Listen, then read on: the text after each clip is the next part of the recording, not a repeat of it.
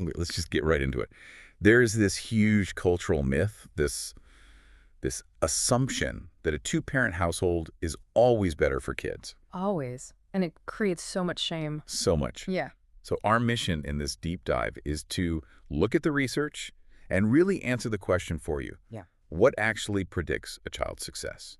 And, to really debunk this idea that two is automatically better than one, Right. because we have to start with the core finding. Single parenthood is, it's incredibly challenging, Of course. but it's also deeply honorable. And the big takeaway is that kids absolutely can and do thrive. It's about the quality of the environment, not the quantity of adults. And just a quick note on language.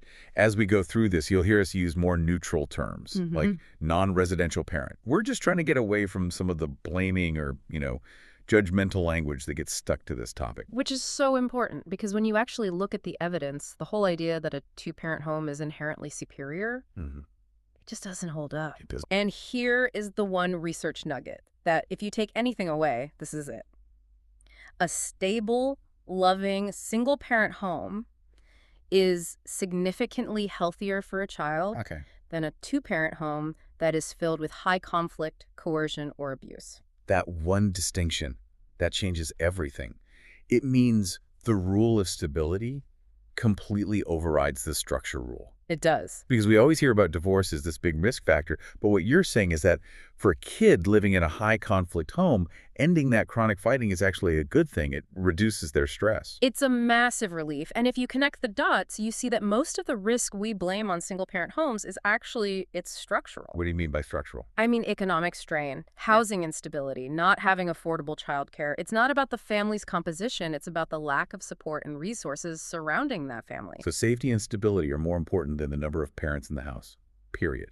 But that brings up a big question. It's one we get a lot from listeners. Yeah. What about modeling? The fear that a boy needs a man in the house. It's a natural worry. It comes from a good place. But the research just refutes it. What kids require are caregiving qualities. Qualities like what? Emotional responsiveness, warmth, consistency. Those aren't gendered qualities. They're human qualities. So if you had to boil it down, what are the real predictors, the things we should actually be focusing on for a child's well-being? It's really three main things. First, at least one stable, caring, and emotionally responsive parent. Just one. Just one, that's the anchor.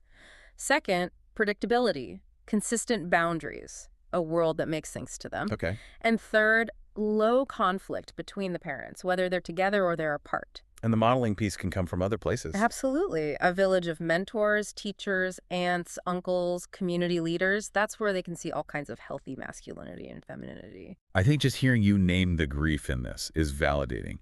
For so many single parents, there's a real and valid grief over losing the dream of raising kids as a team. It's huge. And you have to mourn that expectation to make space for the reality you're actually building. It's a massive emotional load. Which brings us to self-care.